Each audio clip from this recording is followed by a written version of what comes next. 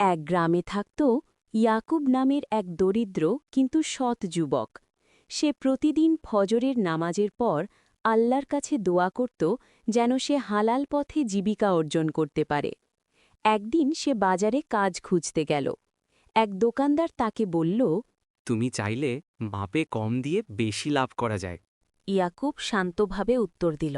রিজিক আল্লাহ দেন, প্রতারণা করে নয়।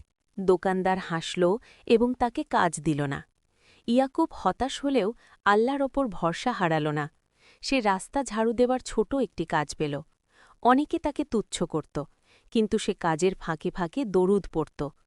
একদিন রাস্তা ঝাড়ু দিতে গিয়ে সে একটি মানি ব্যাগ পেল। ভেতরে অনেক টাকা আর একটি ঠিকানা ছিল। ইয়াকুব ভাবল, আমি গরিব, কিন্তু হারাম আমার জন্য নয়। সে ঠিকানায় গিয়ে মানিব্যাগটি ফিরিয়ে দিল। লোকটি ছিল গ্রামের এক ধনী ব্যবসায়ী। সে অবাক হয়ে জিজ্ঞেস করল, তুমি চাইলে টাকা রেখে দিতে পারতে। আল্লাহ আমাকে দেখছেন, এটাই যথেষ্ট। ব্যবসায়ীর চোখে পানি এসে গেল।